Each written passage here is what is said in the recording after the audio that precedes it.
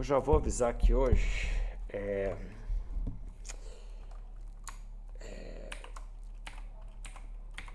hoje é de novo um dia mais tranquilo e mas hoje eu vou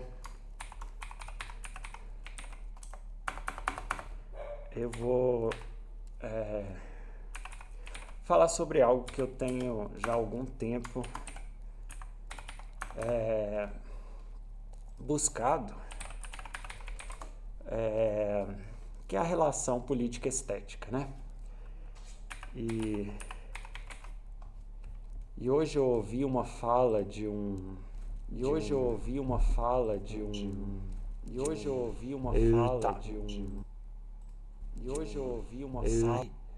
eu não sei porque que esse é quando eu aperto espaço. É quando eu aperto espaço que o negócio da quando eu aperto espaço, quando eu tô digitando,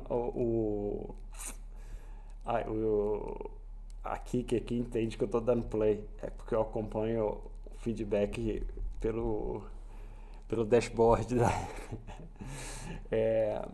então, aí na verdade, eu vou ver se eu encontro aqui esse vídeo do qual eu estava falando sobre, que me inspirou, na verdade, a vir falar desse tema. Deixa eu só...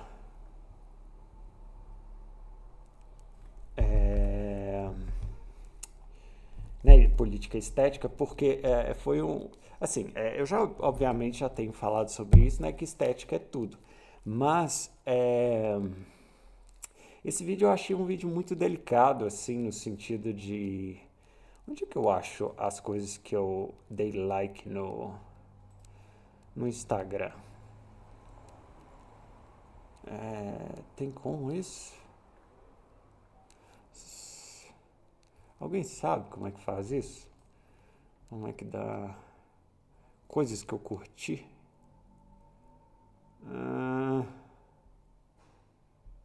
Não sei fazer isso, não sei olhar o que eu curti. Porque...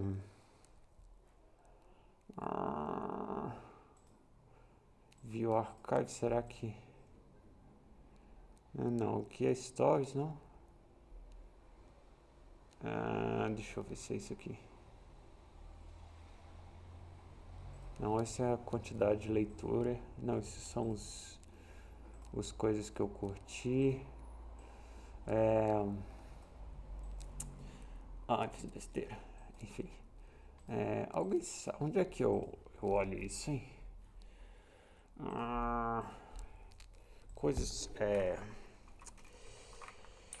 How do you find liked posts Instagram?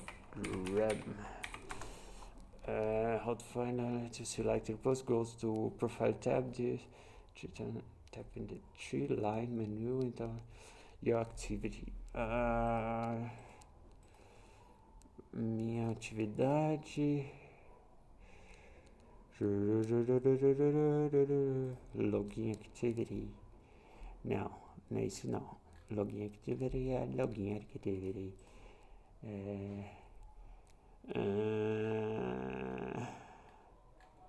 Onde é que tá aqui? Será que eu consigo isso só no celular?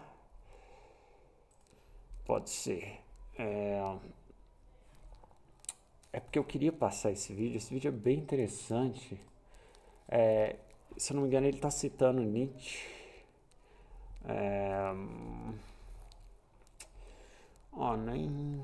Cadê meu celular? Não, meu celular eu tô usando ali. Enfim. Depois, quando eu achar, eu trago. Só uma coisa. Eu não sei se eu vou conseguir postar o vídeo de sexta por conta que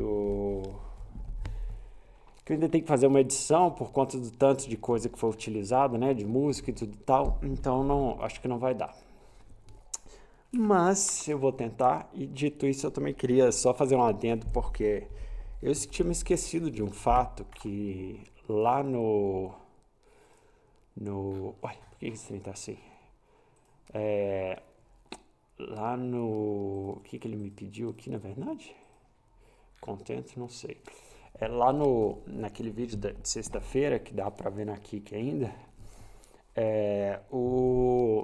as duas primeiras músicas, né, que eram aquelas músicas lá com o Oruan e com aquele pessoal, eu me esqueci de um fato, que essas músicas, muito provavelmente são músicas que são, vamos dizer, alavancadas por aqueles bots de, né, aquelas casas com milhões de celulares que vão dando view. Muito provavelmente é isso. Então, assim, não configura exatamente, vamos dizer, o top 10 da música brasileira aqui, né, do Spotify. Mas, dito isso, ao mesmo tempo eu acho que é, sei lá, eu acho que nós temos aí, né, vamos dizer, fica aquilo lá, nós temos algumas coisas que são até respeitáveis, entre aspas, em termos de produção, mas a gente não vê nada que é algo que, né, nos inspire, assim, musicalmente, a gente não vê nenhum ritmo é, que eu diria que é um pouco mais elaborado na percepção. Então, assim, o nosso top 10 de músicas é bem, bem fraco. E aí, né, eu não sei por que tem um cocô aqui, nesse react de hoje, eu quero pegar alguns vídeos de uma galera, tá rolando aí, né, o Chora Comunista aí do Thiago Braga com esse imbecil do... Eu acho esse cara um imbecil. É só isso. E olha a Spectre. Vocês conhecem a Spectre? Eu acho ela uma menina bem interessante, assim, né? Ela tá vinculada aí a um pessoal lá do MBL, mas ela tem umas perspectivas próprias bem interessantes. E eu tô querendo, sei lá, ver vídeos dessa galera aí, de esquerda, direita e tal, e trocar umas ideias e, assim, ver as percepções desse pessoal, reagir aos seus trabalhos, vamos dizer assim, né? Aquela coisa assim de reagir ao conteúdo reagido por, é, vamos dizer assim, para comentar o aspecto meio mais estético mesmo, assim. E estético eu digo tanto num aspecto mais sobre a percepção social, sobre a percepção. Tem formiga pra caramba aqui, desculpa.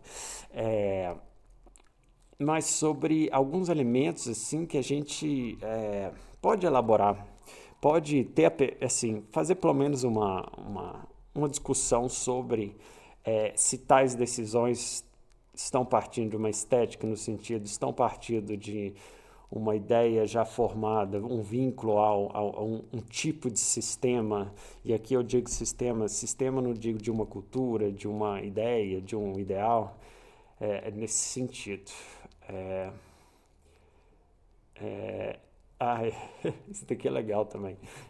Eu já vi essas discussões, é bem legal. Então aí eu queria, na verdade era discutir sobre isso mesmo, botar uns videozinhos aqui e ver, sei lá, ver alguma coisa. Vamos ver o que tem aqui. Essa menina apareceu, né? Coisa. Vamos ver o que tem aqui. E o áudio vazou de novo. Então vamos ver aqui. Um exposed pesado, uma farsa do Bolsonaro. Aqui não tem dúvida.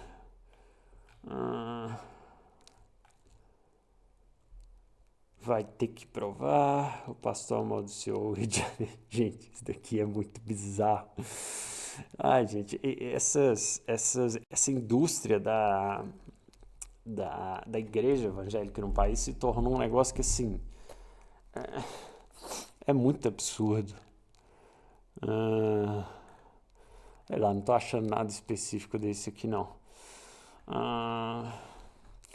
Vamos ver. Treta na direita. O que mais? Vamos ver. Vamos pesquisar assim. Política. Vamos ver o que a gente encontra. Mas eu quero. O Ciro chegou, a atriz estava muito próximo. Não, eu quero discussões mais. elementares, assim, mais sobre... eu devia ter preparado uns vídeos, né? Eu sou bem zezão. É, gente, esse cara aqui, eu não consigo aceitar esse sujeito. Aquela coisa, né? Se você olha para um cara desse, sinceramente, eu acho que assim, partindo dos A justiça. pressupostos do que a gente já conhece das pessoas na nossa na nossa sociedade, quando a gente olha para um cara desse, esses caras assim que tem essa pele muito lisinha, esse cabelo todo muito certinho, né? Com esse, não sei se é um gel, esse cabelo uma pomada, todo e meu áudio vazando de novo. A gente fica assim... séria essa pessoa, séria no sentido assim, moral e ético da coisa. Né? Essa barbinha assim, muito certinho. Toda pessoa que tem um apelo, vamos dizer assim, estético muito forte, né? Um apelo muito à sua imagem, assim, ela já deixa a gente com o pé atrás, né? E não é para menos que a gente vê o rombo que esse cara causou aí, né?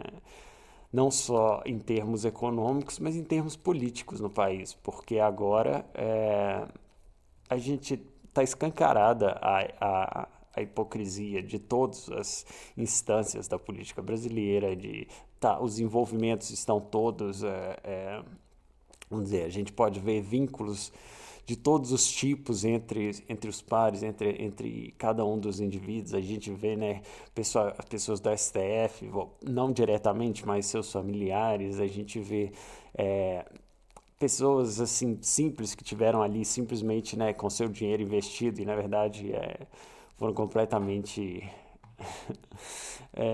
perderam dinheiro de fato, né, com toda essas ações de um sujeito desse. Então, assim, eu acho que quando a gente está como eu quero dizer? Há um tempo atrás, quando a gente olhava para um sujeito de terno, e há tempo atrás eu falo assim, 40, 50 anos atrás, talvez um pouco menos, mas por aí, a gente olhava para um sujeito de terno, né? A gente tinha aquela imagem, né, do nova-iorquino. Vamos colocar assim, New York Suit. Tipo assim, a gente tinha, vamos dizer, uma ideia... Não, 80s, vamos ver. A gente tinha ideia desse tipo de cara, que era o sujeito que trabalhava na bolsa, era o sujeito assim... que de novo, olha lá, ele tem o cabelinho arrumadinho, ele tem sua roupinha, tudo certinho, ele tem um apelo pela estética, e que era um cara que tinha sim uma qualidade a respeito do que ele sabia fazer em questões financeiras, mas que ao mesmo tempo ele era esse cara que foi muito bem retratado nesse filme, no American Psycho, que é o cara lá, que é muito engraçado que, poxa, esse trem fica vazando, áudiozinho dos infernos, que é o Christian Bale, que ele faz esse filme, e é muito interessante, porque nesse filme ele descreve assim a questão do cartão de visita, ele descreve a questão do terno, o cabelo, todas as questões que esse indivíduo faz e que, na verdade, estão completamente vinculados à realidade.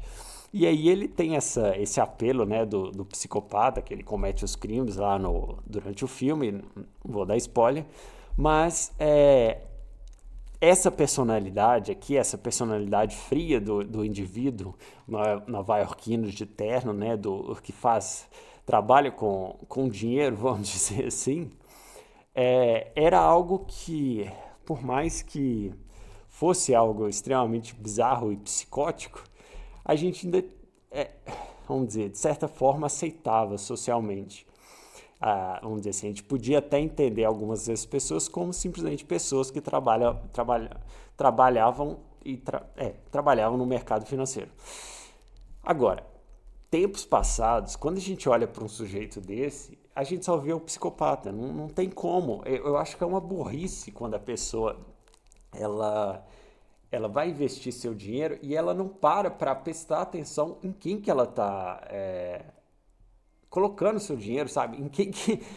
Assim, ela não percebe, ela não para olhar, simplesmente olhar e perceber: olha, é esse cara aqui que vai mexer com o seu dinheiro. Esse cara, ela não faz um background dele, ela não vai tipo assim: ah tá, mas o que esse cara faz? Aonde que ele tá? Quais são os costumes desse cara?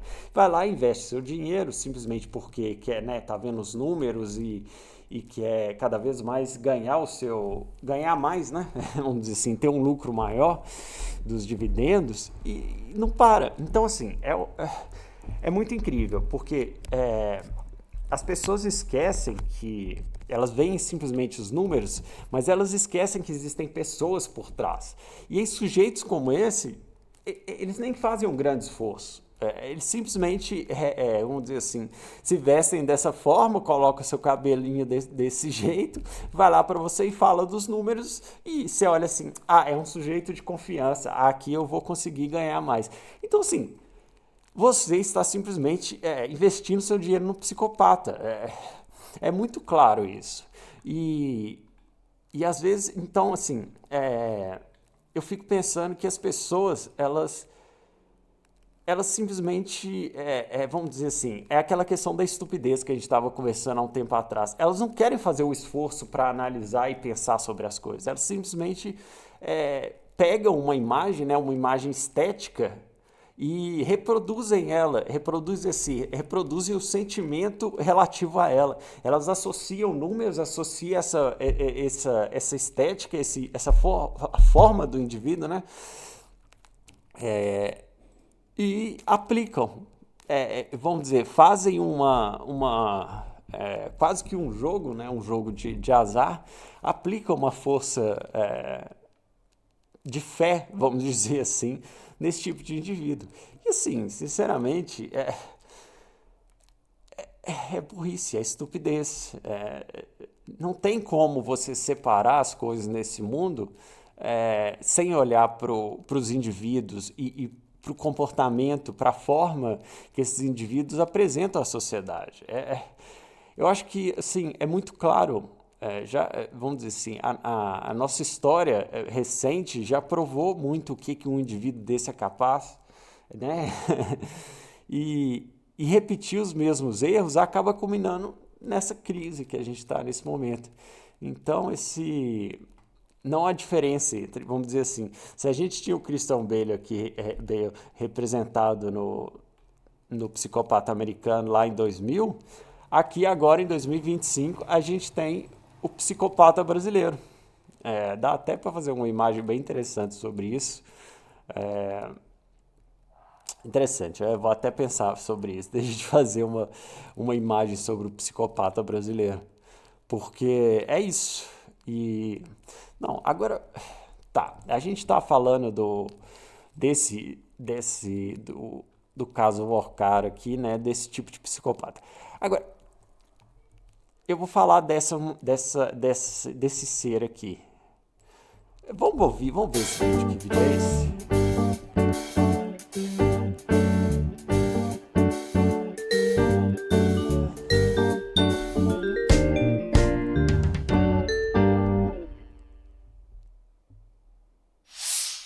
Hoje, a minha convidada aqui é Erika Hilton. Eu estou muito orgulhosa, muito feliz, porque eu tentei muito e eu consegui. Erika é uma mulher trans, deputada federal, uma das mais votadas do país, Erika? Fui a vereadora mais votada e uma das mais votadas agora para deputada. Olha, gente, com todo respeito, eu vou ter que parar várias vezes, porque essa pessoa se diz uma pessoa que luta pelo povo, que tem toda uma ideologia pró, né, a população, pró o trabalhador. É uma pessoa que, vamos ver quanto recebe ela agora, nesse momento. Salário. Como é que é? Isso, é com K mesmo. 46 no bruto. O alvo for debate contra-ataque. Mas eu acho que esse valor cai. Peraí, ó, verbo de gabinete. Para despesa, o auxílio maior de recebeu 24 mil. Recebe 46 mil. Tá, é muito dinheiro. Mas agora, só esse anel aqui, isso me parece ser um anel de rubi. Vamos ver aqui. Quanto que deve custar um anel desse?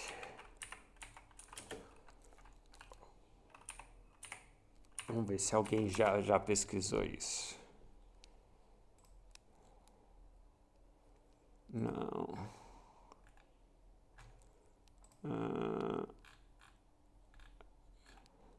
Não sei, mas um anel de rubi mesmo, vamos ver um pequenininho aqui. Ó, só esse daqui que tem aqui alguns brilhantes de ouro, a gente está vendo aqui por 7 mil e tantos. Agora imagina quanto que deve custar um desse tamanho. E a gente está vendo que tem outros brilhantes grandes aqui que devem ser, e além de ser de ouro. Assim, tudo bem, ela ganha 46 mil, mas aqui, só nessa cena, eu já vejo uma riqueza que a gente está falando de uma pessoa que é realmente milionária. E uma pessoa que esbanja dessa forma, ela está incondizente esteticamente com aquilo que ela prega, né? Que ela vocaliza no seu, vamos dizer assim, no seu mandato e na sua fala política.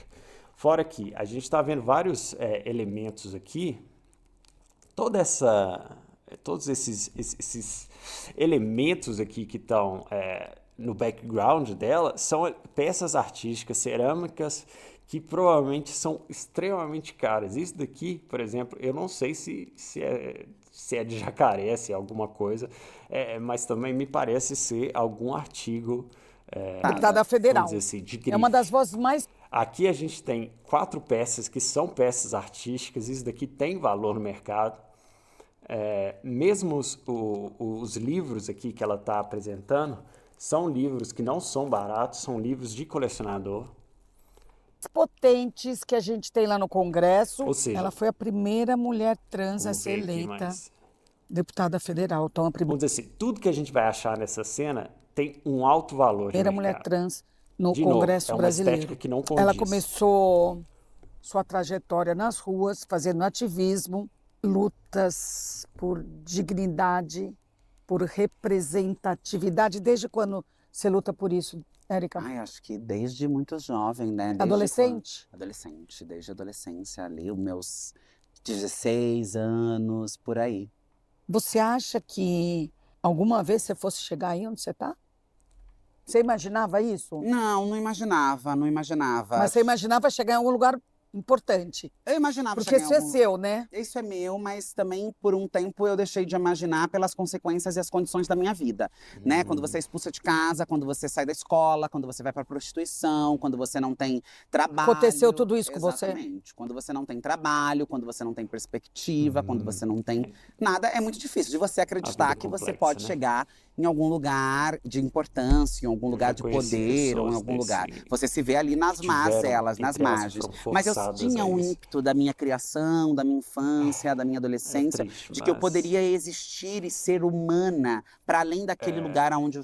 Mas, de novo, não dá para aceitar uma pessoa com um discurso desse, de novo, esteja com uma estética dessa, que se apresente num lugar que é o lugar que, vamos dizer assim, é a nata do capitalismo. Vamos dizer, uma casa dessa aqui, você vai ver na casa de pessoas que têm o maior esforço por ganhar dinheiro.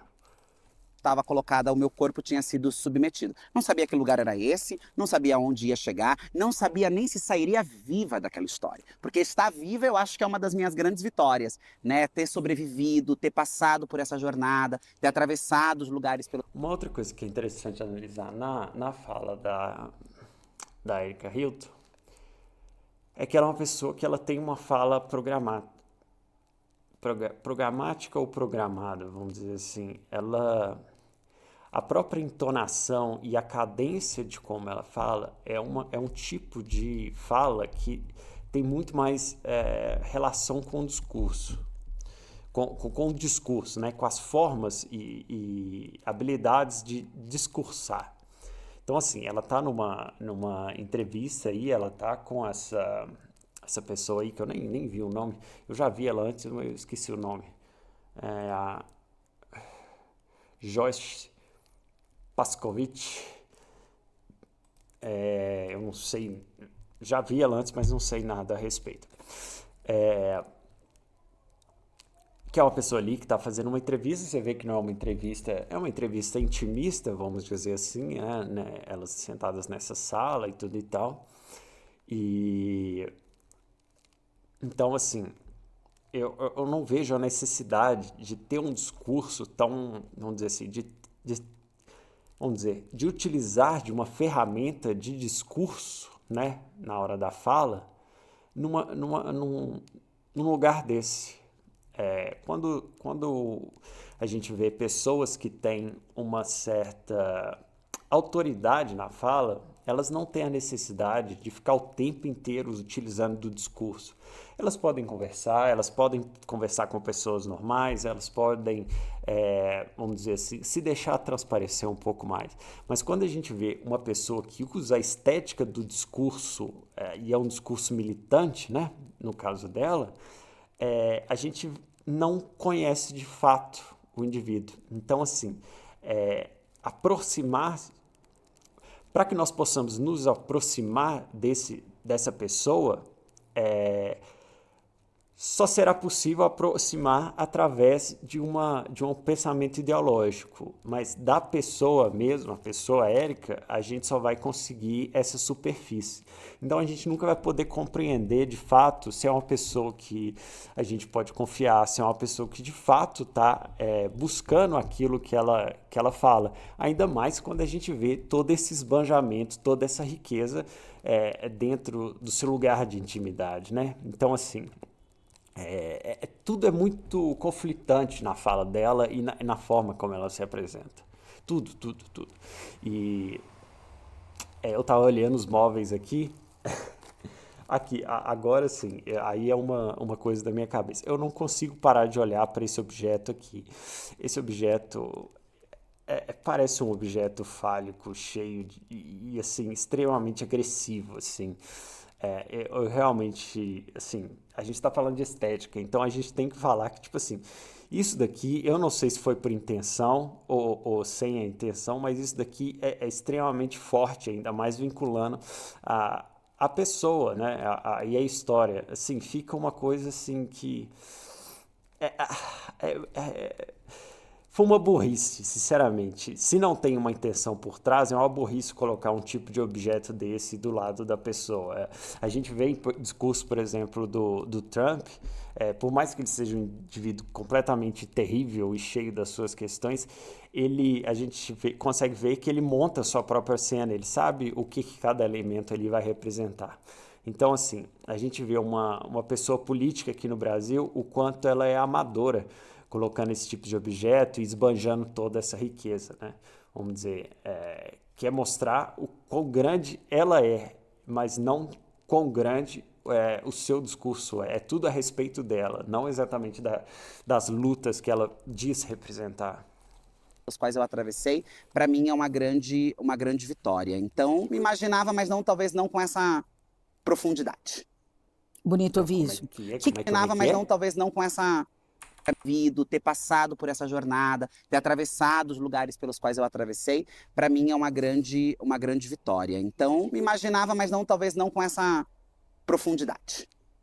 ela faz vamos dizer, ela faz um discurso assim sobre o dinheiro com uma cara de tipo, esse dinheiro, essa coisa perversa. Mas de novo, olha para o ambiente onde elas estão. É um ambiente de riqueza absoluta. Bonito ouvir isso. O que significa para você ocupar uma cadeira no Congresso num país que ainda não enxerga pessoas trans, não enxerga pessoas periféricas? Eu acho que para mim ocupar uma cadeira num parlamento. Não, de novo, a gente vê que o discurso e a entrevista é uma coisa extremamente apelativa e completamente ideológico, né? Porque a gente fala assim, que não vê as pessoas trans e não vê as pessoas periféricas. Aí a gente já tem, vamos dizer, não tem algo que a gente não veja na televisão hoje em dia que não sejam essa luta, a luta pelas pessoas periféricas e as questões de gênero e as questões de trans. Não há outra coisa. Então, assim, dizer que não existe esse lugar é a maior besteira. E a gente tem que tomar muito cuidado, porque essa questão da luta representa uma luta de existência, eu acho que dá para falar dessa forma, de coexistência na sociedade das pessoas que são marginalizadas não no sentido da sociedade afastar, mas porque são pessoas que têm, vamos dizer assim, elas estão fora do status quo, que é algo que a gente tem falado muito aqui. Essa luta sempre existiu. A gente pode analisar, desde lá dos gregos, a questão da pederastia, a questão da homoafetividade, como é que da própria sexualidade exacerbada era algo condenado. Então, assim, a gente vai ver assim, desde uma história lá atrás sobre essas questões. Então, isso que eles falam hoje em dia, da questão da urgência de falar desses temas, de novo, uma questão de populismo, não tem outra coisa. Isso também é uma questão estética.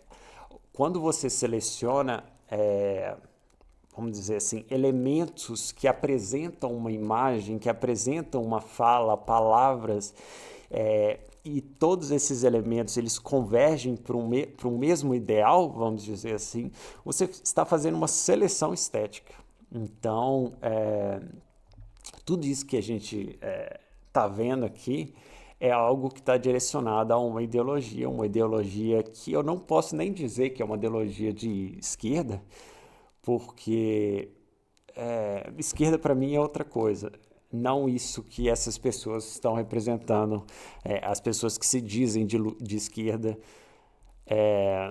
como a Érica, estão representando no país hoje em dia, que se dizem isso, mas não fazem lutas de fato, vamos dizer assim, não trabalham em fazer projetos de leis que sejam realmente adequados e que, vamos dizer, criem não uma briga, mas uma aceitação da sociedade para as diferenças, não apresentam no seu próprio comportamento, criam mais, vamos dizer assim, confronto do que uma tentativa de apaziguamento dessas questões, das lutas próprias de cada indivíduo ali. Então, assim, eu não posso dizer que uma pessoa dessa é uma pessoa de esquerda. Para mim, isso não faz o menor sentido. É essa mistura que a gente tem aqui nesse país, né? Que você pode servir a trocentos tipos de coisas, né, para fazer a sua politicagem ali e o seu populismo, mas no fim das contas é aquilo. É só uma forma de alavancar a sua própria imagem, né? O seu próprio eu. Que não só não enxerga como violenta essa parcela da população, é ajudar a reconduzir essa rota, a visibilizar essas pessoas, a dar vozes a esses grupos sociais e a batalhar por um Brasil que valorize, respeite e incluam essa parcela fundamental e importante da população. Nós somos um grupo muito significativo quando eu falo de pessoas negras, quando eu falo de pessoas periféricas, quando eu falo de pessoas...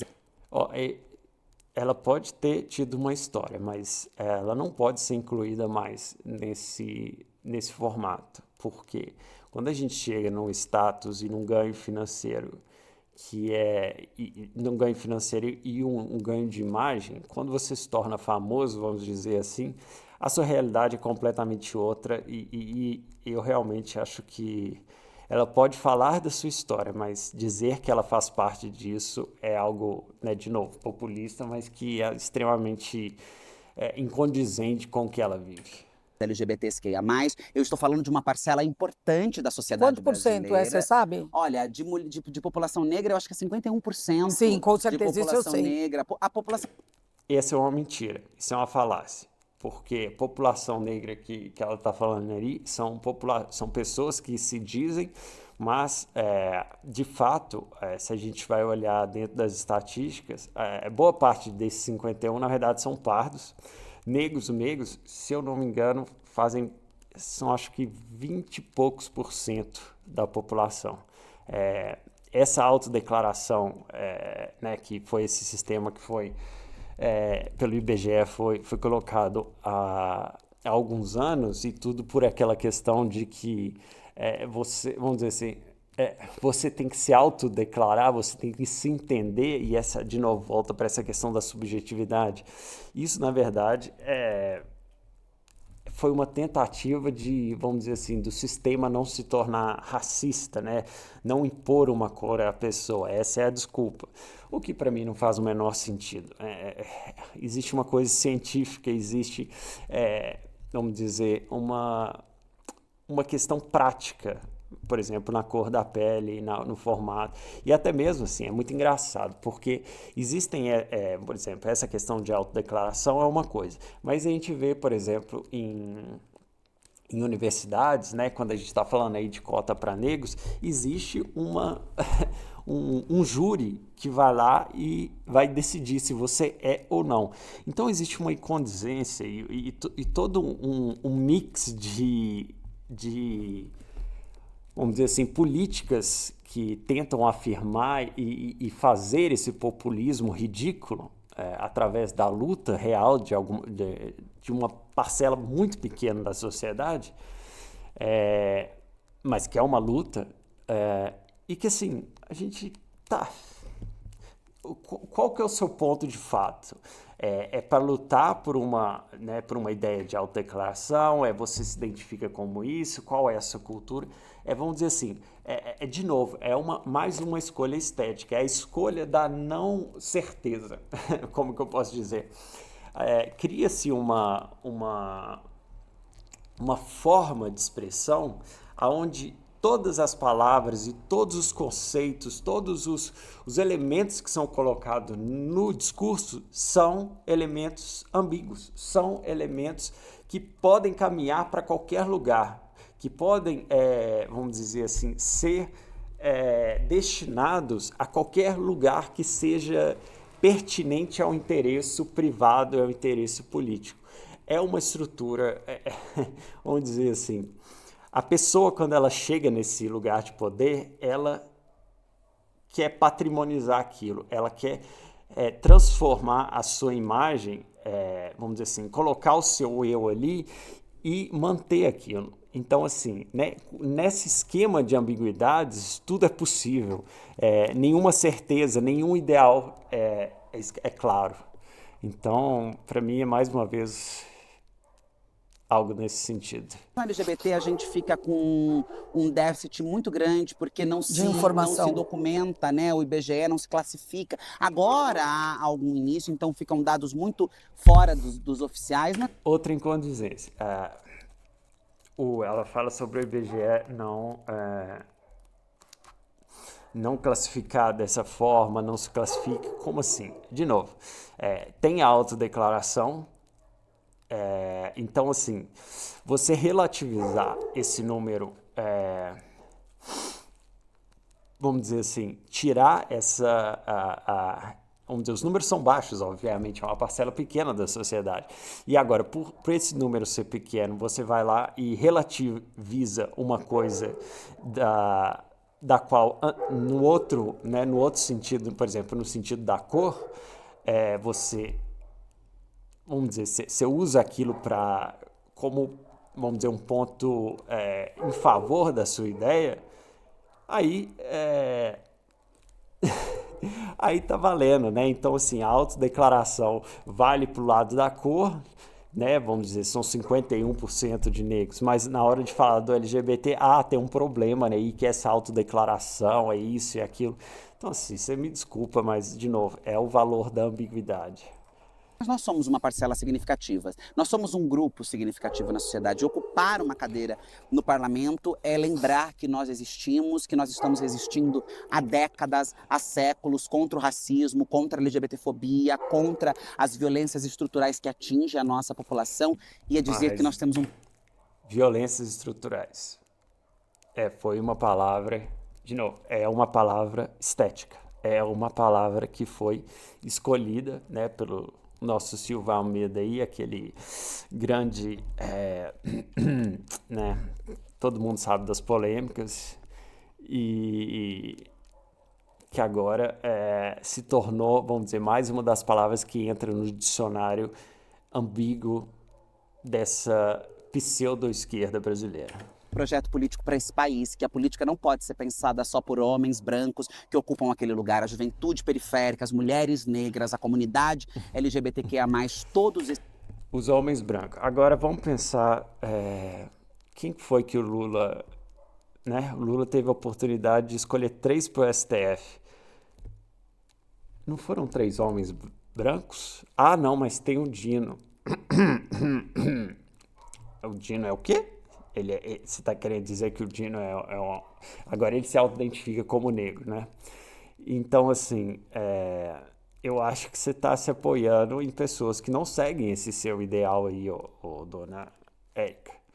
Esses grupos importantes e sociais merecem ser representados. E quando eu ocupo uma cadeira, eu sinto que eu represento essas vozes, essas agendas, esses interesses e os direitos dessa população. Eles estão te respeitando? Quando você entrou lá, como é que foi? Eles, os congressistas? Olha, eu digo que tirando uma meia dúzia de barulhentos, fascistas, histéricos, agressivos, eu sou uma deputada respeitada, assim, por óbvio que existem... Agora, ela falou a palavra fascista, né, que é outra palavra desse dicionário, do qual não possui um verbete, é inimigo. Eu acho que o verbete de fascista no dicionário da pseudo-esquerda brasileira é aquele que fala qualquer coisa contra mim, inimigo. Vamos dizer, acho que o verbete seria esse. Mas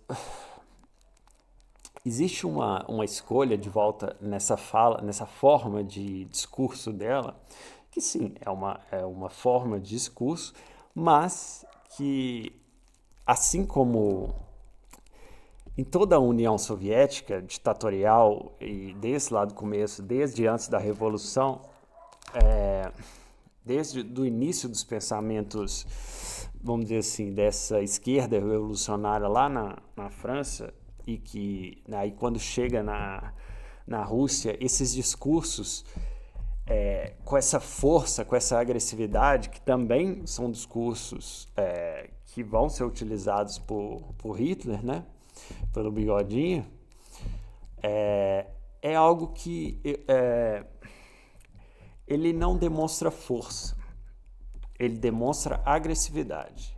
Força a gente vai ver naquelas pessoas que elas têm coerência, que elas têm um discurso lógico, um discurso objetivo, pessoas que têm capacidade de entender o momento, entender o lugar, entender a si mesmo e as outras pessoas. Essa é uma pessoa forte. Esse tipo de posicionamento que ela, né, possivelmente eu falo assim, postura corporal, o tipo da fala, a expressão dos olhos, da boca, né, essa coisa tensa, isso é característica, é uma estética da fala desses regimes. Então, assim, de novo, é incoerente, é agressivo e é algo que foi cultivado como algo positivo dentro dessa mentalidade da pseudo-esquerda brasileira. Episódios de agressão, por óbvio que é um ambiente extremamente tóxico, por óbvio que eu passo muitas coisas angustiantes e ruins por trabalhar naquele lugar, seja em vista da minha segurança, seja em vista da maneira como esses grupos faccionais, porque para mim são facções políticas, agem nas redes sociais. Peraí. Érica Rito falando de facções, amiga, vamos dizer assim, você sabe em que partido você tá, né? Sociais para diminuírem, desprezarem a minha imagem, o meu trabalho, a minha vida, eu tenho numa parcela, né, ali significativa, uma respeitabilidade como uma mulher negra que sai da onde saiu, que enfrenta o que enfrentou, que é expulsa de casa. Agora, ela falou negra. Vou fazer só uma pequena questão aqui. Érica Hilton.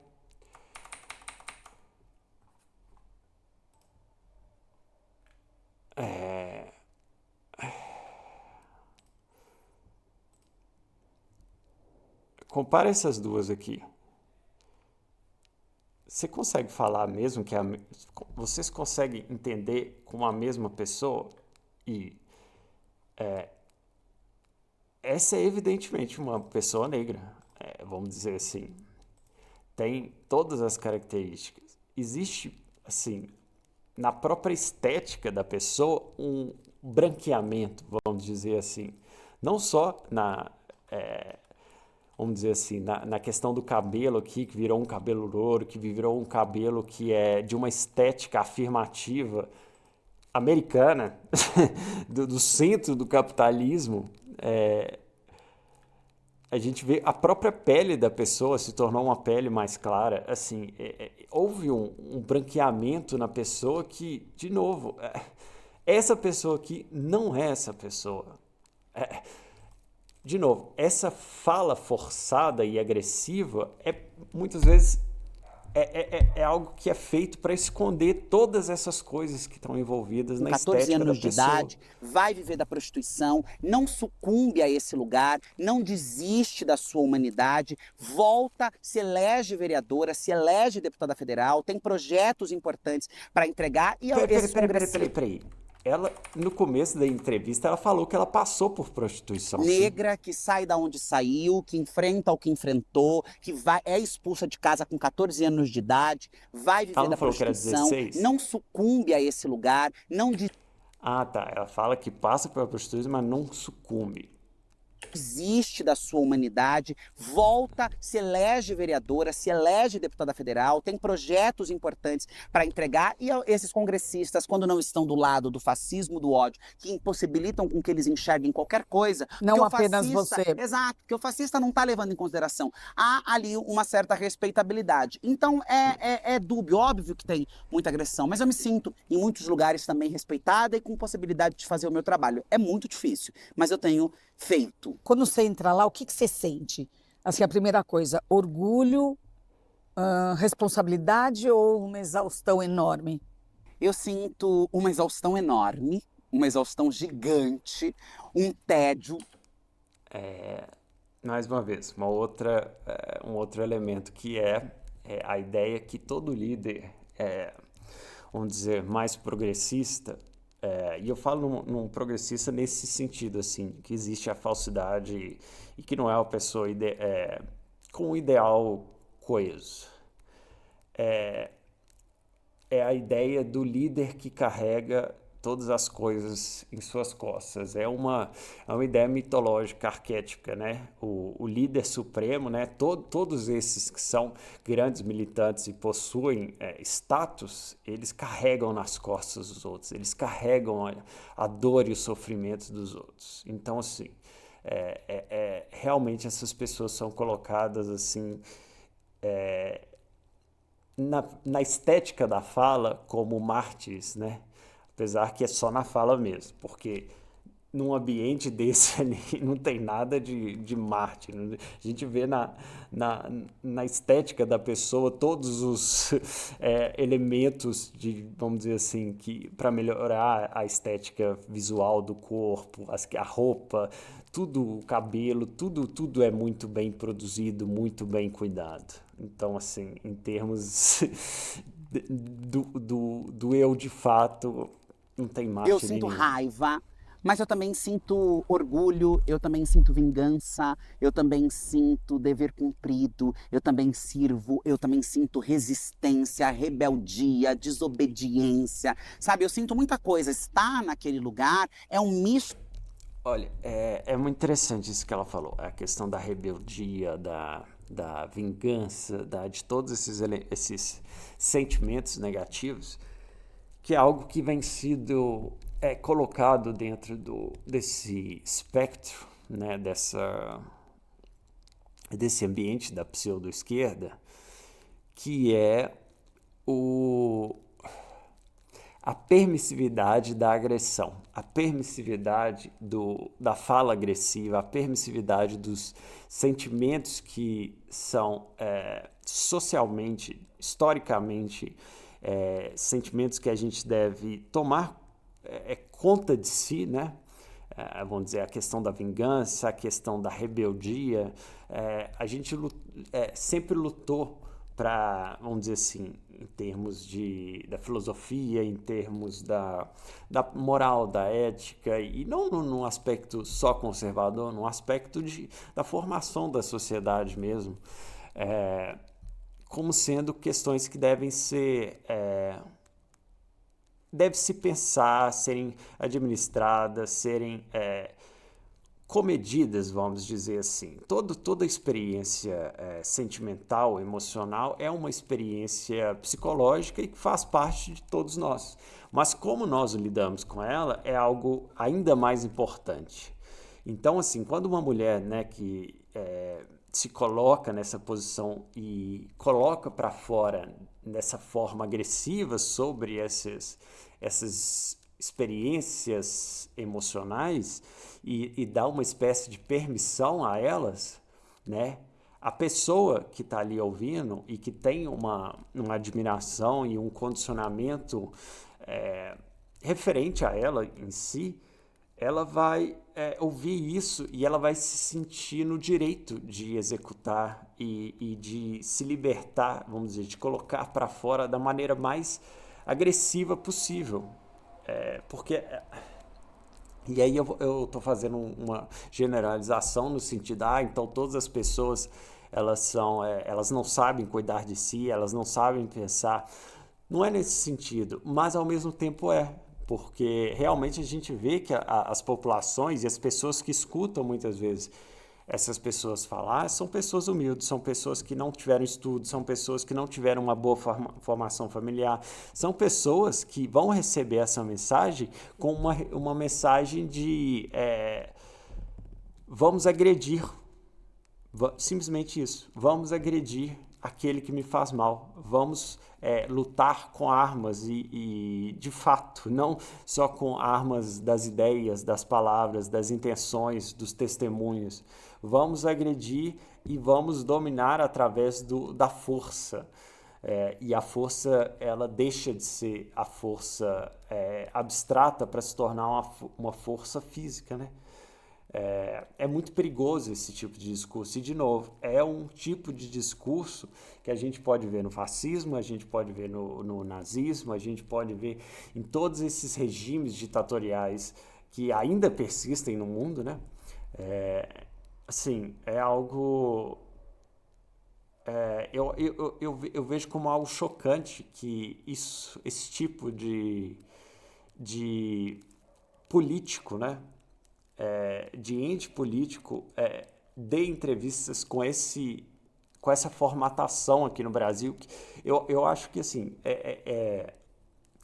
eu acho que isso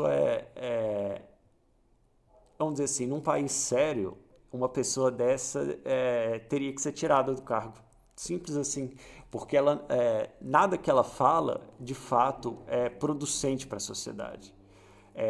Tudo está relacionado a um radicalismo que só gera cliques, que só gera fama para o indivíduo, não gera uma proposta política real.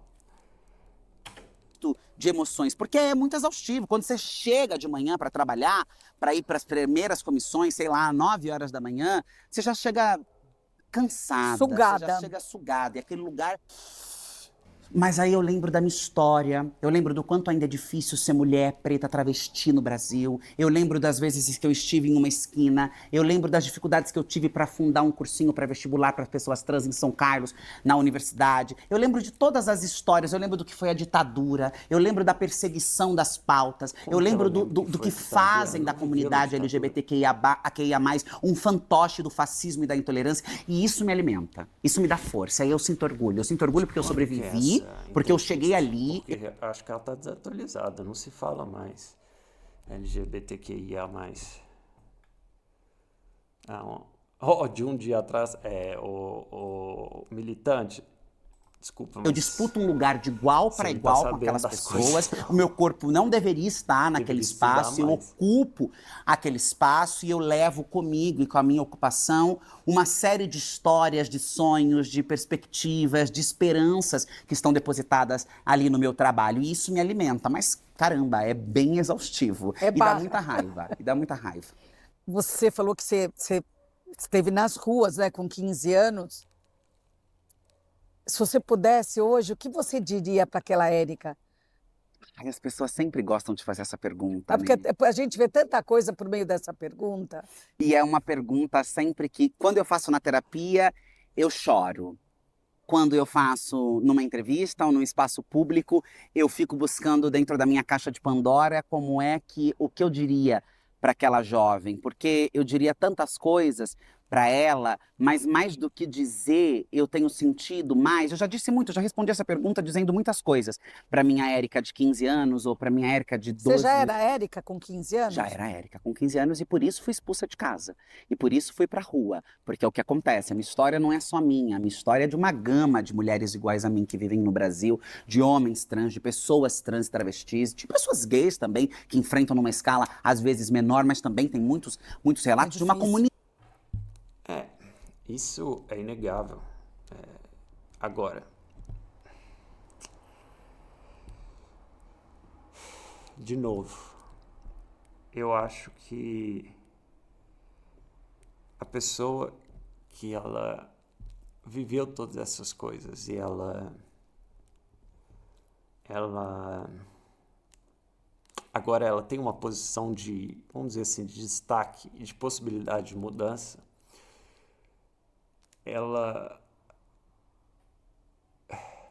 nós não aprendemos aqui no Brasil a ter senso crítico. E quando a gente vê uma pessoa dessa que tem todos esses posicionamentos e todo esse conflito de uma imagem, de uma estética que não é condizente com a fala, a gente percebe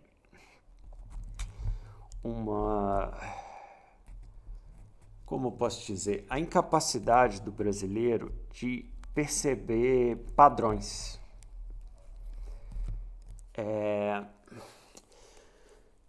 Aquela fala que o brasileiro esquece as coisas muito rápido é fato, assim.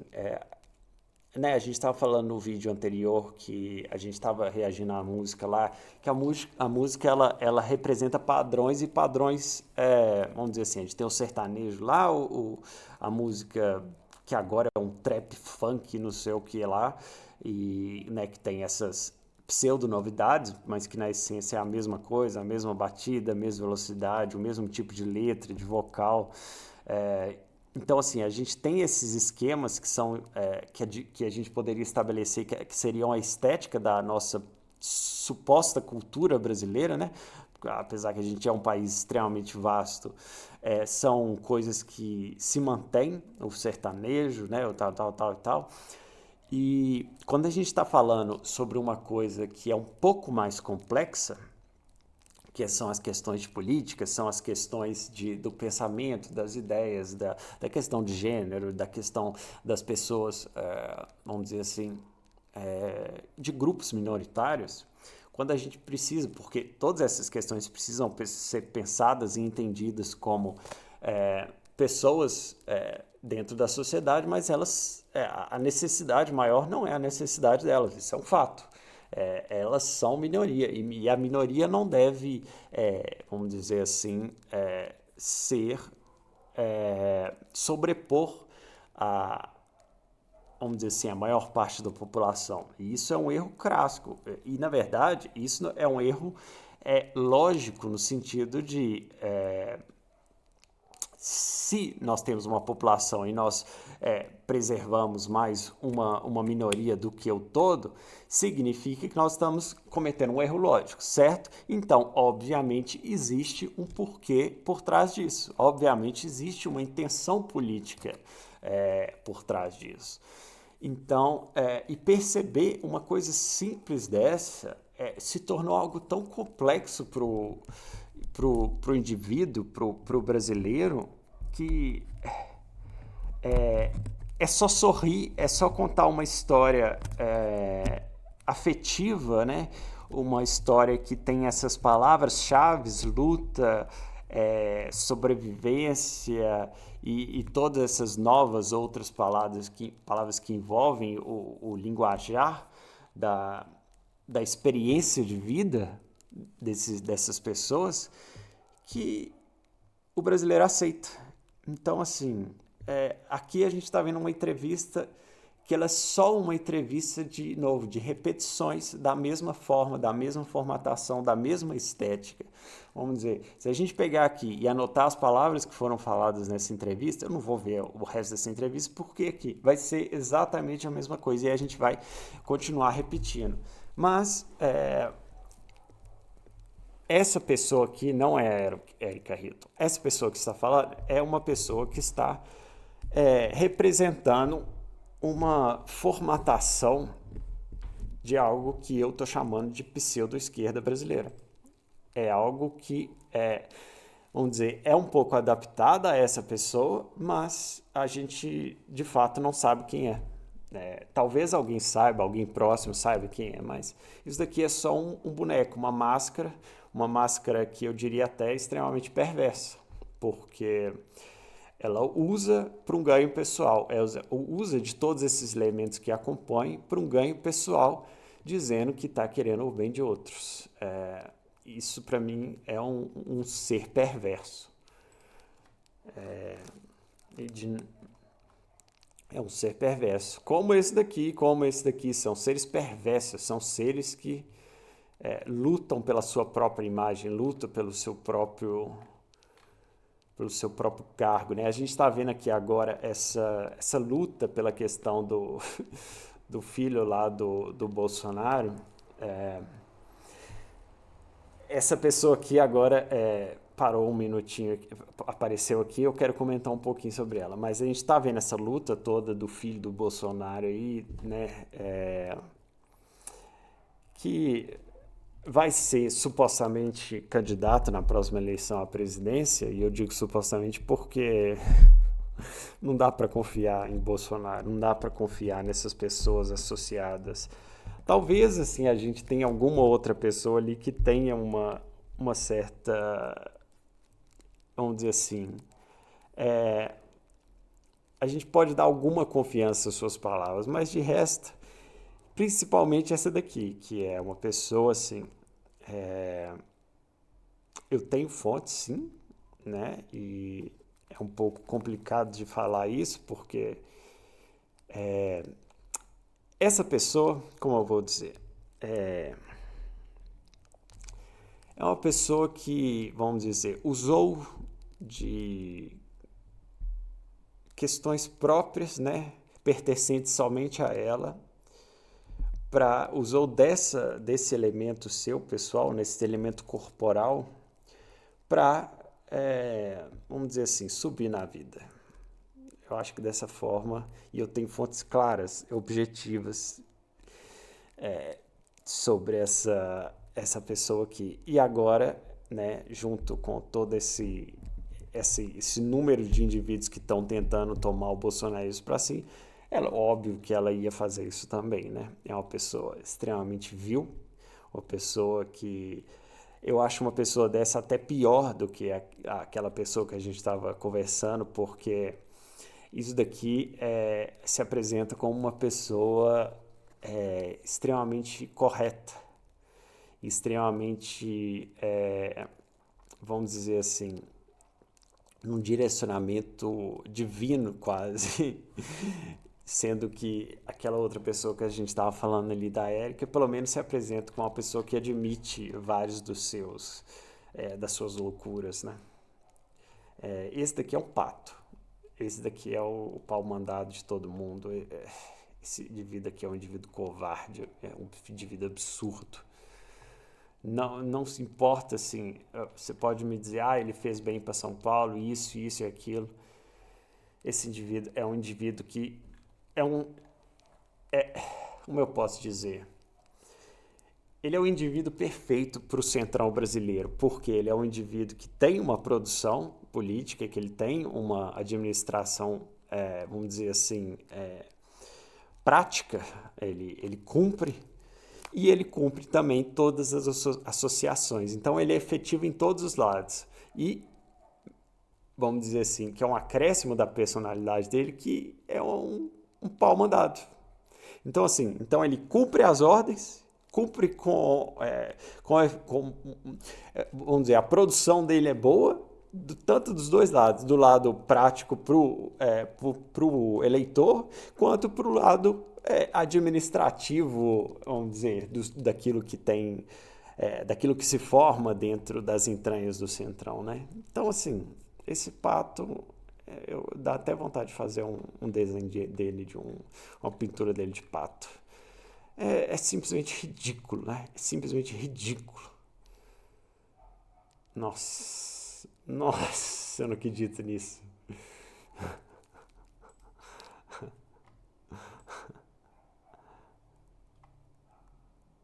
Isso é sério? Não, isso daqui é IA, não é possível.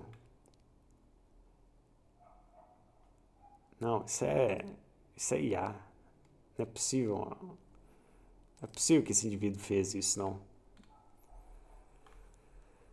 Ai, o que mais? Vamos ver aqui. Eu acho que a gente já falou muito de Érica. Vamos ver alguma coisa, algum elemento estético.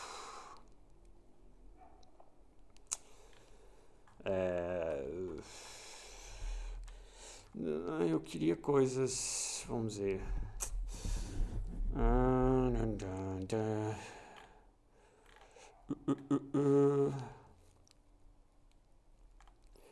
Vamos ver aqui o que o deputado aqui tá falando. Vamos. Tá irritadinho. Eu vou te falar uma coisa Por que aqui, você tá irritadinho? Vou explicar uma coisa pra quem não conhece o Felipe Lins. O Felipe Lins é um cara que ele tentou roubar a marca do MBL. Você tá me chamando de ladrão, então você vai ter que provar na justiça. Então demorou, irmão. Você tentou roubar a marca do MBL junto com o Alexandre Frota e não conseguiu, irmão. Você quer ouvir, Kim? Bota um fone pra ele aí, ó, Luísio. Quer? E pega uma cadeira pro menino. Bota uma aí. cadeirinha pro nosso Vai lá. japonês. Em termos estéticos, vamos falar desses dois aqui.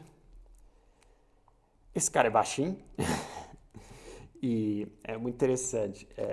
Agora com o partido, eu tenho percebido uma movimentação no MBL, na missão, como um sentido assim, as pessoas estão ficando um pouco mais formais tanto na fala, quanto naquilo que eles postam, quanto na vestimenta. A vestimenta de todos eles tem mudado muito. Eles estão, vamos dizer assim, tentando trazer um elemento mais formal no sentido antigo da palavra mesmo, do terno, das linhas mais suaves assim, mais, não suaves, mas mais diretas, sem, vamos dizer, o apelo jovem que esse movimento tinha. Então a gente vê, por exemplo, o Kim Kataguiri. Ele tinha muito mais cara de besta do que ele tem hoje em dia. Tudo bem, eu vou falar uma coisa antes. Vamos, senão... assim, com certeza a gente tem pessoas trabalhando por trás para trazer essa imagem. E eu não duvido nada, por exemplo, daqui a um tempo a gente vê, por exemplo, o Kim Kataguiri, ele começar a rir de maneira diferente. Porque se tem uma coisa que as pessoas falam muito, por exemplo, é a risada dele, que é uma risada horrível, ridícula. Eu acredito que várias dessas questões estéticas relacionadas a eles vão começar a se transformar e a mudar com o tempo. Né? A galera sai, vamos lá, vai. Respira. Você tá ansioso? Tô porque eu tenho que acabar a live logo. Hoje a live vai ser curta, vai. Salvar o mundo, gente. Vamos lá. Muitas coisas de você, velho. Vai lá. Vamos lá. Tem bastante coisa interessante para falar a respeito do senhor, né? O senhor falou a respeito de que... Precisa me chamar de senhor não, novinho. Vai lá, manda lá. Posso continuar? Pode, fica à vontade. Então, vamos lá. Vai lá. Sancionou o pacote anticrime. Por que você tá irritado? Não, você tá nervosinho? Pausa aqui. Você viu que ele ia começar o argumento, aí ele vem por que você tá irritado? Eu falei, vai vir nessa, vai tomar. Eu até... tive uma boa vontade, vamos ver o que ele vai trazer, porque ele já começou, sancionou o pacote anticrime.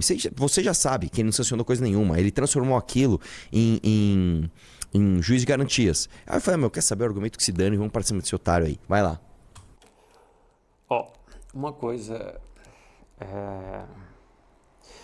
que aquilo que eu estava falando a respeito ali da questão do indivíduo que é forte. O indivíduo que é forte, ele vai falar, né, vamos dizer assim, para o público, porque aqui é uma live, que nem eu falei, de maneira mais tranquila, mais suave, sem precisar de um posicionamento muito taxativo, né? E vai utilizar de argumentos, lógica e, vamos dizer, tem uma construção lógica na sua fala. O Arthur é uma pessoa que tem essa tranquilidade no falar, que tem essa capacidade, apesar de ser uma pessoa extremamente controversa, tem esse posicionamento mais, vamos dizer assim, que a gente poderia chamar de uma pessoa forte, de um indivíduo forte, né? Tá irritadinho. Eu vou te falar uma coisa aqui, você tá irritadinho? Vou explicar uma coisa para quem... Uma coisa que é interessante sobre a estética do Arthur, que ele tem a estética, que é a estética padrão de pessoas muito inteligentes. Que existe alguns estudos que falam que pessoas muito inteligentes, elas têm uma dificuldade em gastar muito tempo consigo mesmo. Então, elas têm vamos dizer assim, muitas vezes a vestimenta delas é uma vestimenta padrão e que elas repetem o tempo inteiro. E, por consequência, a camisa preta e a calça jeans azul e o tênis é extremamente recorrente dessas pessoas muito, vamos dizer assim, de uma alta inteligência e de uma alta produtividade. E eu acredito que isso, não sei se isso foi algo que ele percebeu e tomou para si, para sua estética pessoal, ou é algo que realmente acontece, porque várias dessas pessoas, como o Steve Jobs, têm essa continuidade dessa camisa preta, neutra, e o jeans. É algo estranhamente comum, mas existem vários estudos mostrando sobre essa relação da própria imagem. E se a gente comparar uma imagem dessa com uma imagem, por exemplo, da Érica que a gente acabou de reagir, assim, se eu fosse votar numa pessoa a partir de sua estética, uma pessoa que pelo menos pensa alguma coisa, que tem algum tipo de raciocínio,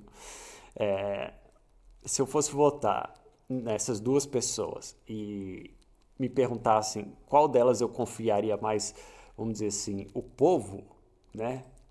Obviamente que eu teria que votar nele justamente pela simplicidade, porque a Érica a gente vê que é uma pessoa extremamente esbanjadora, extremamente com uma imagem pessoal muito agressiva, né? Em termos de riqueza, de coisa e tal. Quem não conhece o Felipe Lins? O Felipe Lins é um cara que ele tentou roubar a marca do MBL. Você tá me chamando de ladrão? Então você vai ter que provar na justiça. Então demorou. Eu fui coordenador nacional do movimento do MBL em 2016. Pausa aqui, aí ele começou a se babar. Repara que ele vai começar a se babar já. Vai lá, ele tava nervosão, começou a se babar, vai lá. Sabe o que aconteceu? Sabe o que aconteceu? Você tentou roubar a marca do MBL junto com o Alexandre Frota? Existe uma questão no debate que é quando a pessoa te acusa de alguma coisa e você toma aquilo para si e se posiciona e afirma aquilo ali, você quebra a linha do discurso da pessoa, que é algo assim, que só uma pessoa muito certa de si pode fazer. Então, assim, o Arthur como debatedor, ele é muito bom. e não conseguiu, irmão. Que você viagem junto é essa? com o Jacaré de Tanga foi lá e tentou roubar a marca do MBL. Cadê a camisa do MBL aí que a marca é tua? Você vai ter que provar. Cadê aí? Então eu provo, irmão. Eu provo, Tem alguma ação do meu nome roubando a marca do MBL? Você junto com o Jacaré de Tanga tentaram roubar deixa eu te falar uma coisa. A marca do MBL não conseguiu, falou? O presidente Jair Bolsonaro... Mas aqui, não tenham dúvida. O Arthur, ele é uma pessoa que treina muito isso. Ele não faz isso simplesmente de forma natural. Existem vídeos dele nos bastidores desses debates, assim, onde ele treina os argumentos, ele tem listas de argumentos ali que ele sempre leva, assim, é uma coisa muito treinada, sabe? Não é uma coisa também espontânea, assim. Bolsonaro, isso aí. Pode fugir da temática. Pausa. Eu nem tinha visto isso, agora que eu vi. Me salva, Espectro, me salva. Pode fugir do tema. Eu nem tinha visto isso. Senão eu tinha zoado lá na hora, vai lá. Deixa eu falar aqui, ó. Vai lá. O presidente Jair Bolsonaro sancionou o pacote anticrime. Lei número 13.964. Ele não sancionou. Ele transformou o pacote anticrime. Pena máxima de 30 Ele sancionou o pacote anticrime? Não. Ele transformou em limitação de delação premiada e juiz de...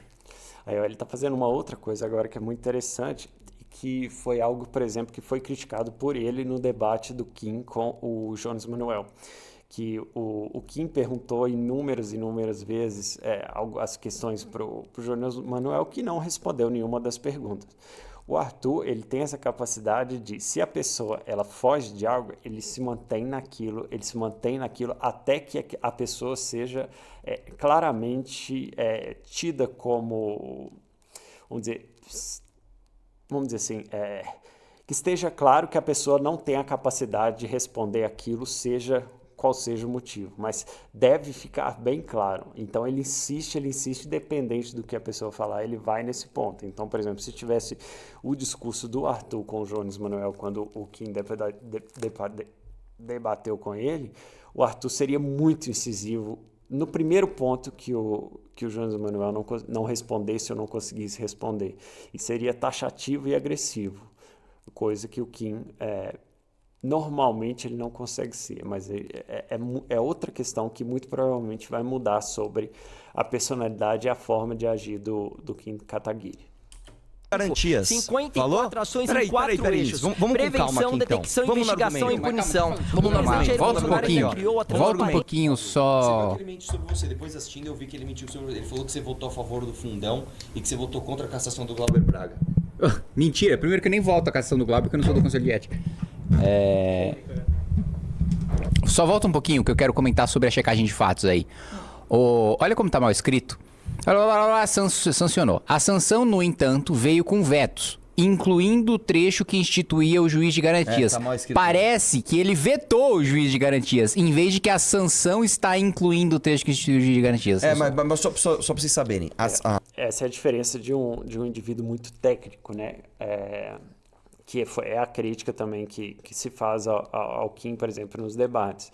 Que essas minúcias, elas são ótimas, a gente, vamos dizer assim, ter a percepção delas, mas elas são muito pouco úteis na hora do debate. Vamos dizer assim, facilmente vamos dizer assim, a outra pessoa, né, o debatedor, consegue fugir dessas minúcias, dessas questões, por quê? O público tem dificuldade, na sua maioria, de entender essas minúcias, de entender, vamos dizer assim, as coisas, vamos dizer assim, os pormenores do debate. Então, é muito fácil de criar um aspecto evasivo durante o debate sobre essa questão. Então, assim, é uma questão do Kim, que ele percebe todas as coisas, né, do macro e do micro, mas... É muito satisfatório para ele se apegar a isso. Então, é um problema que ele deve perceber aí para os debates futuros e até para essas questões eleitorais agora no partido e tudo e tal. A checagem, na verdade, a intenção da checagem é corroborar com o que eu tô falando. Você sabe o que o Bolsonaro fez? Ele pegou o pacote anticrime, que era um monte de medida maravilhosa, através do Rodrigo Maia, transformou em um monte de porcaria, inclusive o juiz de garantias, aí ele sancionou parte, vetou outra parte, e uma das coisas que ele sancionou... Vou ser chato de novo com a estética do Arthur. Essa estética que ele está usando aqui, desse paletó sobre a camisa preta, é uma estética que corrobora com o gosto dele pelos anos 90.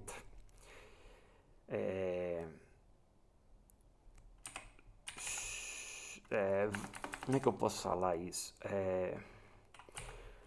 Paletó anos 90. Vamos ver aqui. Não seria. Não, como é que eu posso falar isso? Eu vou ter que pesquisar em inglês, né? Mas eu esqueci como é que fala isso em inglês. Suit 90s style.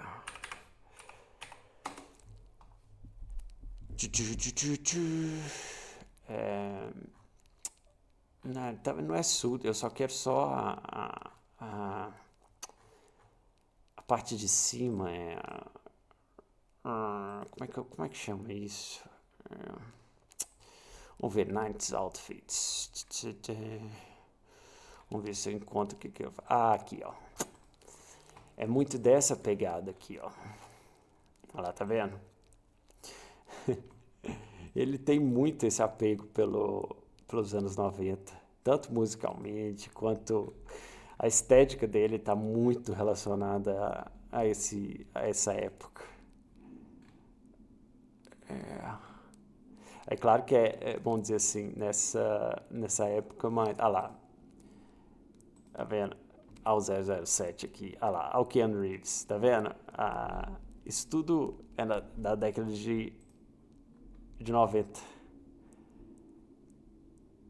Ao 007. E agora, se tem uma coisa que é ridícula nesse movimento, que é isso aqui. É o Renan, que é o presidente, Adidas. O sujeito usa o kit completo da Adidas. Agora ele tá formalzinho, as fotos dele não vão aparecer.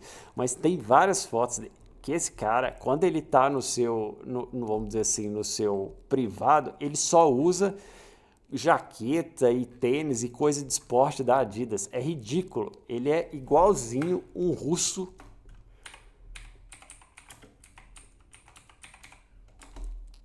Ele é isso aqui. Ele é isso daqui. Não tem outra coisa. Ele veste assim. É ridículo. Ele parece esse tipo de russo aqui que usa Adidas de cima a baixo. E aí ele quando ele se transveste para aquela banda lá, para Limão Rosa,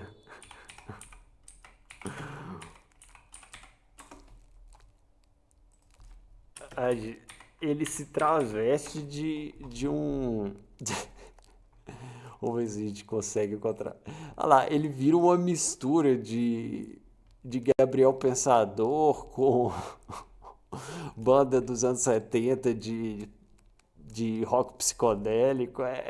Assim, é um cara assim, cheio de diferentes máscaras. Eu até não sei se seriam diferentes máscaras ou múltiplas, também não sei se seriam personalidades, mas múltiplas, né? E agora ele tá com esse negócio aí de usar essa jaqueta militar. É um cara, vamos dizer assim, muito plural.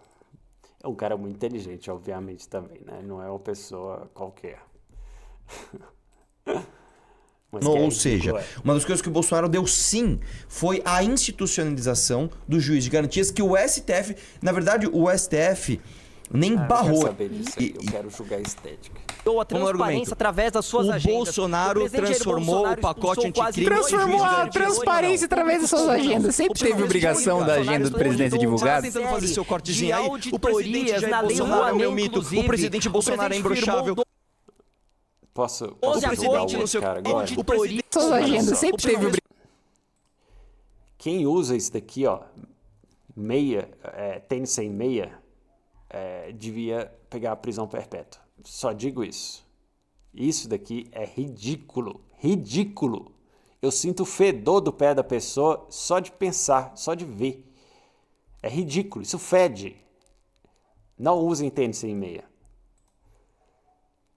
É feio. Ligação da agenda do presidente divulgada. Você tá tentando fazer seu cortezinho aí. O presidente Jair Bolsonaro é o meu mito. O presidente Bolsonaro é imbrochável. O presidente não sei o que lá. O presidente não sei o que lá. Aí ele começou a se atrapalhar já. O que ele quis fazer um monte de coisa. Pronto, foi. Ele não usa gravata, cara. Ele usa óculos. Ele é um cara que ele tem um cabelo arrumado. E ele usa fone. Ele tem um óculos legal, cara. E ele usa barba também. Ele tá aqui de braço cruzado. Não sei o que lá. Ele levanta, Obrigado porque como você tinha que falar coisas muito rápido e não tinha tempo de você raciocinar, você falou só coisas genuínas. Então, muito obrigado pelos elogios. Repara que aí ele... Mano, eu fiquei com nojo que ele começa a se babar aquelas babinhas brancas. Se liga, ó, vai lá. Fala aí, brother. Você sabia, aí, não sei se você se recorda, mas o teu movimento de merda tava em 2021 com Kim Kataguiri assinando... Uma questão que gera um aspecto e uma percepção estética quando a gente está vendo, por exemplo, num debate desses assim, uma pessoa que ela tá falando demais e ela tá desesperada, ela mostra um desespero para falar o seu argumento, para falar a sua forma, é algo muito, que deixa uma imagem muito ruim de si, uma imagem muito ruim, muito fraca.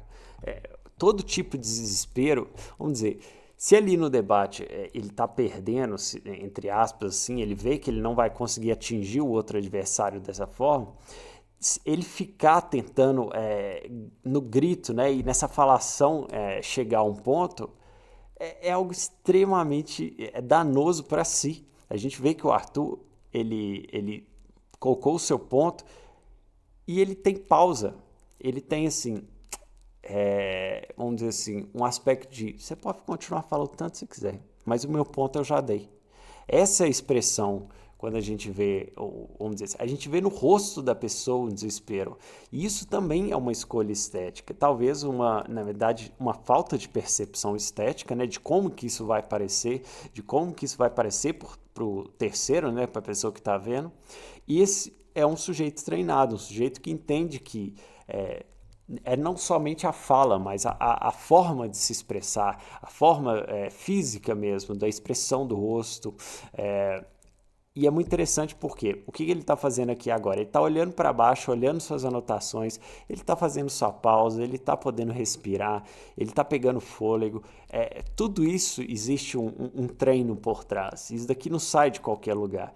E aqui a gente vê um menino, uma criança do debate, alguém que, por mais que ele possa falar todas as verdades, ele já perdeu toda a credibilidade dele nesse espírito de deixa eu falar, né? Nesse espírito de tentar demais, vamos dizer assim.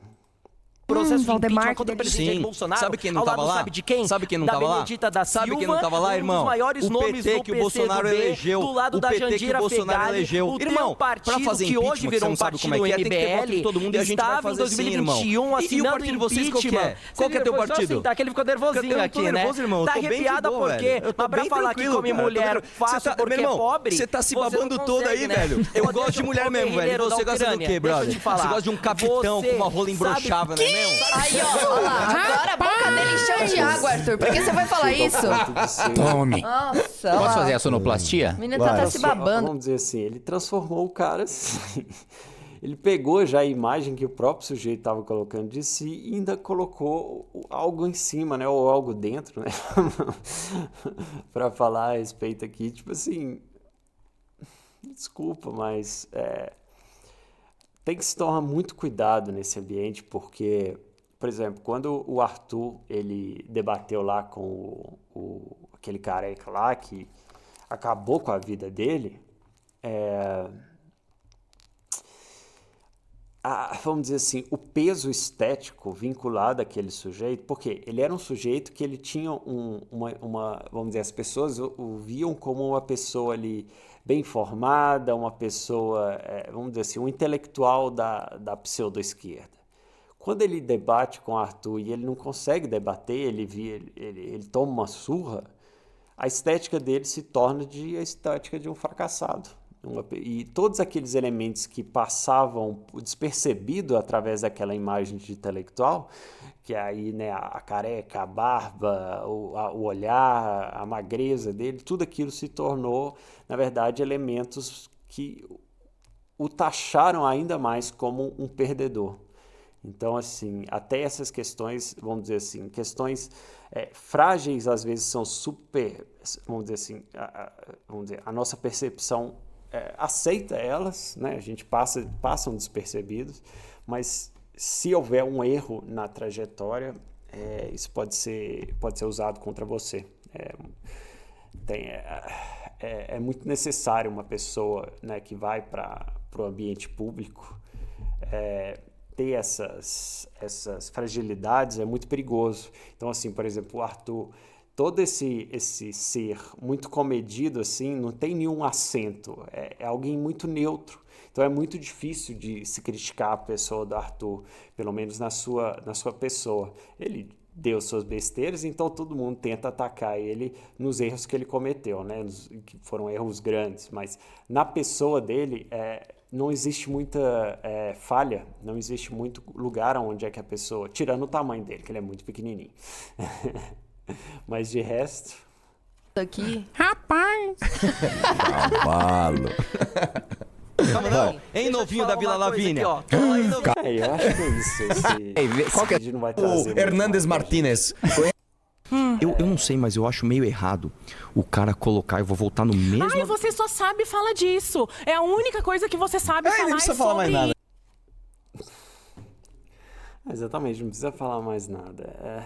De novo, é uma outra criança e, tipo assim, quando ele percebeu só a entonação da voz da pessoa e o gestual, ele sorriu, porque ele viu que, tipo assim, venci sem precisar mexer.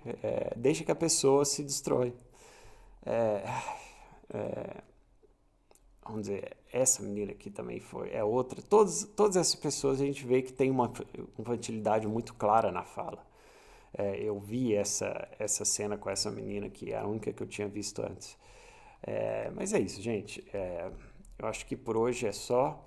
Eu vou querer reagir sim a essas coisas, porque pelo menos, né, na segunda e na sexta aí, não sei, não vai ser só isso, mas de vez em quando eu vou reagir isso sim, porque eu acho que é algo importante, e estética política são duas coisas que estão extremamente vinculadas umas às outras. Eu vou ver se depois eu trago o videozinho que me inspirou para trazer isso hoje. Eu vou ficando por aqui. Quarta-feira a gente volta com conteúdo mais teórico, mais denso, mais profundo e com um pouco mais de arte de fato. É isso. Beijundas para todos. Lembrando sempre de seguir nas redes, compartilhar o material aí. E é isso. Tchau para vocês. Se quiserem jogar comentários, mandem nas redes. E uma boa noite. Beijundas. Tchau, tchau.